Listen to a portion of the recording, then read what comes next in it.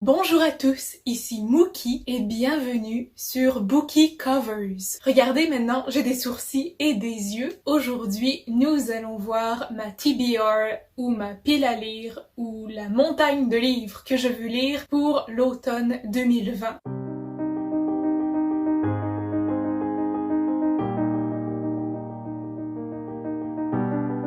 Je vais commencer avec les livres que je suis en train de lire parce que mon style c'est d'en commencer 10 en même temps et après de m'en mordre les doigts. Je vais commencer par terminer Forest of a Thousand Lanterns par Julie C. Dao. Je l'ai commencé le 1er janvier et je ne l'ai pas encore fini. Ensuite, ça va être très humiliant, mais je dois absolument terminer Becoming par Michelle Obama que j'ai commencé le 6 février parce que j'étais sûrement dans un grand mood de gros livres difficiles que je possédais depuis longtemps. Je dois aussi terminer Children of Blood and Bone par Tommy Adeyemi que j'ai commencé le 16 février parce que c'est la saison d'Halloween et qui dit Halloween dit déguisement et qui dit déguisement dit super-héros. J'aimerais aussi terminer Supernova, le 3e et dernier tome de la trilogie de Renegades par Marissa Meyer que j'ai commencé le 26 juin, le jour de mon anniversaire. J'aimerais terminer Crazy Rich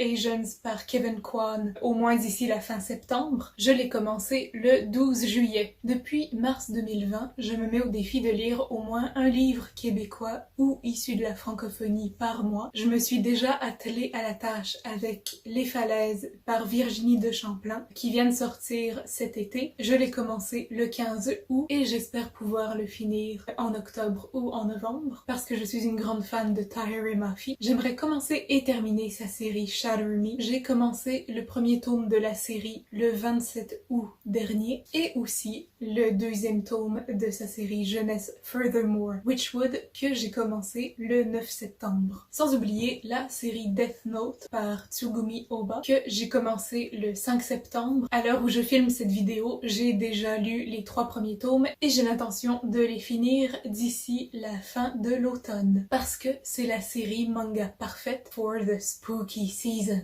Une série que j'ai commencé en français mais que j'aimerais relire en anglais, c'est la tétralogie An Ember in the Ashes par Sabaa Tahir. Le 4e tome n'est pas encore sorti, mais je pense que le titre est déjà annoncé et j'ai très hâte de découvrir ou redécouvrir plutôt cette merveilleuse série. Le 1er tome est An Ember in the Ashes, le 2e A Torch Against the Night et le 3e A Reaper at the Gates. Une autre série que j'ai lue en français mais que j'aimerais relire en anglais, c'est la duologie de Leigh Bardugo, Six of Crows. Donc le 1er tome, Six of Crows, et le 2e, Crooked Kingdom. Toujours dans ma volonté de lire autant de livres anglophones que francophones, j'aimerais donner une dernière chance, parce que j'ai essayé de lire plein de fois, à L'écume des jours par Boris Vian. Un livre que j'ai commandé il y a plus d'1 an, je pense, et que j'aimerais finalement lire, c'est Spin the Dawn par Elizabeth Lim. Puisque Halloween s'en vient, quoi de mieux que de lire un roman narré par la mort, j'ai nommé The Book Thief par Marcus Zusak. Tant qu'à faire, j'ai décidé de relire l'un de ses livres un peu moins connus, I Am the Messenger, que j'avais lu au secondaire. Un autre livre que j'ai lu au secondaire et qui est très populaire, je prévois même peut-être voir le film qui date des années 80. Il s'agit de The Outsiders par S. E. Hinton. Encore une fois dans la thématique d'Halloween, Sight par Neil Shusterman et This Savage Song par V.E. Schwab. Et je vais finir avec les livres que j'ai loués à la bibliothèque mais que je n'ai pas encore eu le temps de lire. Un livre justement que j'ai loué aujourd'hui même et que je n'aurais jamais pensé à prendre si j'avais su qui était l'auteur, mais j'aurais dû m'en douter, c'est Demon Glass par Rachel Hawkins. La raison pour laquelle j'ai pris ce livre, c'est qu'il avait l'air bien usé. J'ai une espèce de fascination pour les livres de bibliothèque qui sont bien usés parce que j'ai l'impression que ça leur donne plus de vécu, ça veut dire qu'ils ont été bien aimés. Comme je l'ai dit dans mon wrap-up de l'été 2020, j'ai pas vraiment aimé Royals par Rachel Hawkins, mais si sa vraie force est la fantasy, je peux au moins lui donner une chance. Je suis tombée complètement par hasard sur ce livre-là, le Mahabharata, qui est le texte de référence religieux hindou, l'un des textes hindous sacrés. Selon la page couverture, c'est compté selon la tradition orale et et c'est un texte inédit, donc j'ai bien hâte d'y plonger et de m'éduquer. Par respect pour l'une de mes autrices préférées, je n'oserais pas passer devant l'un de ses seuls romans adultes. Je sais qu'elle en a écrit plus depuis, mais elle est surtout spécialisée en littérature jeunesse, c'est pour ça que je ne m'étais pas encore penchée sur ses romans adultes. Je parle bien entendu de Dominique Demers et de son roman Le Pari,